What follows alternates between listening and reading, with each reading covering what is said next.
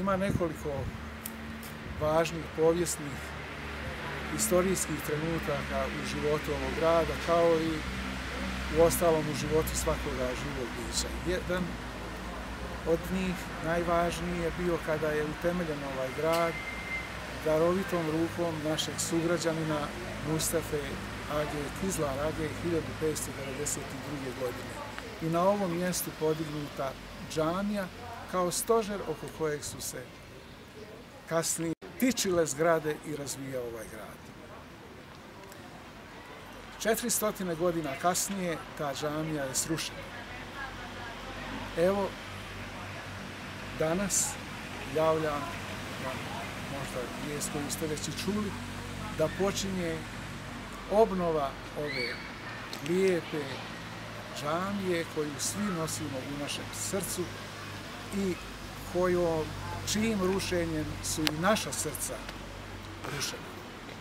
Sada ovaj grad, muslimani, bošnjaci i svi ljudi dobre volje ustaju iz pepela zajedno sa ovom džamijom, čija gradnja počinje u naredni ponedjeljak.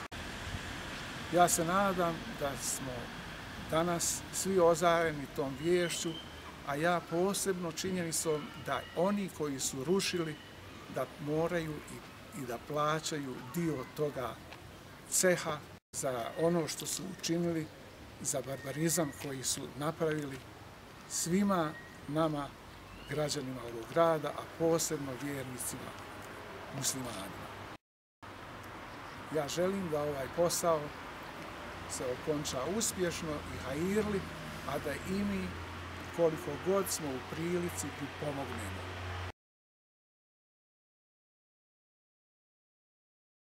Bismillahirrahmanirrahim.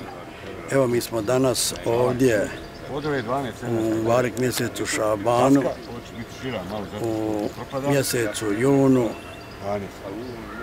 evo gdje inženjeri i izvođači radova dogovaraju početak kako Bog da obnove veoma lijepe, nekada porušene Kizlaragine džamije.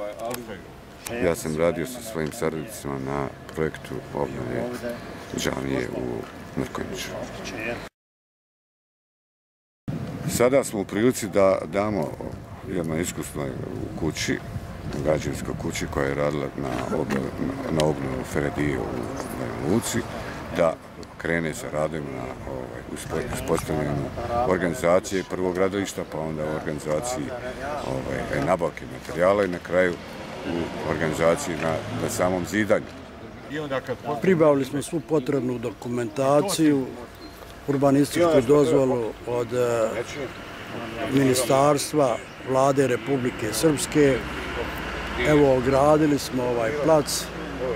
Nešto malo novaca ima, ukupljeno je sa raznih strana i da se počnu radovi. Imamo obećanje od guvernera Burse iz Turske koji je posjetio mene u Muftiluku 30. aprila i koji je obećao da će podržati projekat obnove Kizlaragine džamije ovdje u Mrkonjić gradu, nekadašnjem Varcar Vakufu.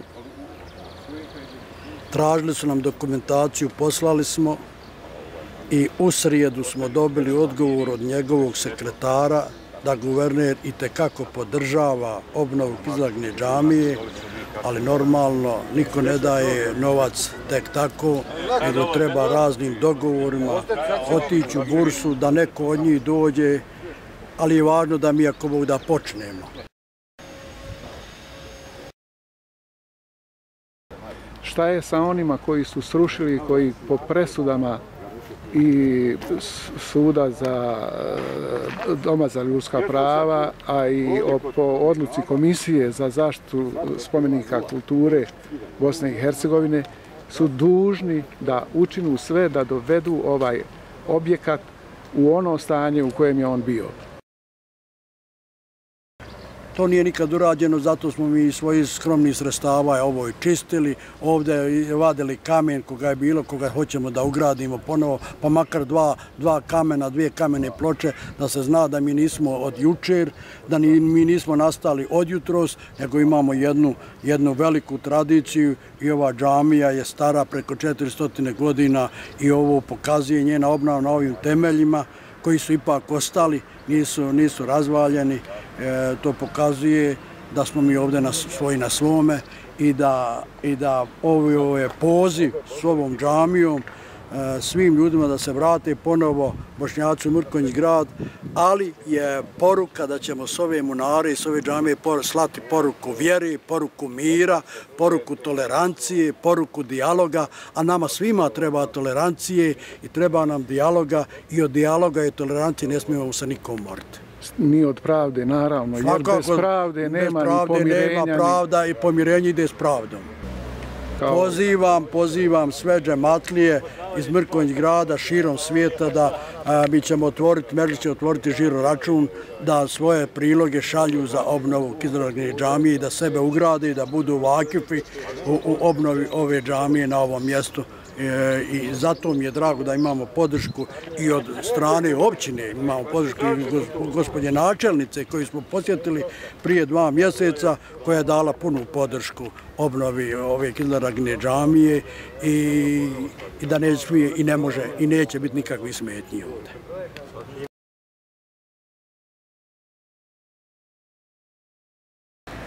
Našim projektom smo obezbijedili dovoljno elemenata da se može raditi autentična rekonstrukcija i obnova cijelog objekta u odnosu na geometriju, dimenzije i na vanjski izgled koji je nekad bio. To podrazumijeva i likovni tretman koji je objekat nekada imao.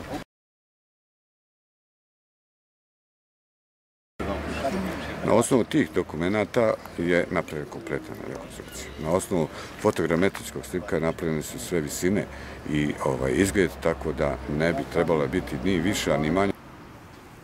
Sada smo u prilici da damo jednoj iskusnoj kući, građevinskoj kući koja je radila na obnovu Feredije u Banja Luci, da krene sa radom na uspostavljanju organizacije prvog gradilišta, pa onda u organizaciji nabavke materijala i na kraju u organizaciji na samom zidanju. Gradnja ovoga objekta može da traje najmanje 2,5 godine.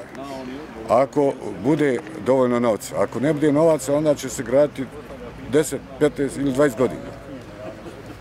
Tako, znači, puno zavisi od novca, jer ne možete vi raditi nešto ovako, obnavljati jedan istorijski objekat koji je miniran, porušen, istreseno na 1000 mjesta, odnešen šut, građevinski materijal, ne možete to lako obnoviti da bude autentično.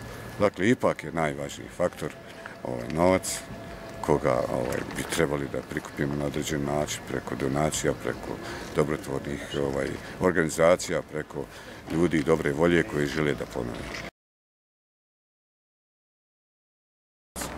Nismo istraživali temelje u ovom trenutku munare. Želimo sad da napravimo ovaj objekat i zidove, pa da polako onda istražimo temelje munare i da vidimo kako ćemo dalje nju raditi. To je najbolji sistem i da može se, na primjer, i klanjati, da se samo kuće u sofi dok ne počne da se gradi. Ako bude sve u redu, onda će vjerovatno naći donator koji će reći od mene munara i napraviti. Jedino to rađe. Počinjemo sljedeći ponedjeljak. 24. 25. će početi. Znači, mjesec pred Ramazanom samim započet će polako ovaj grad.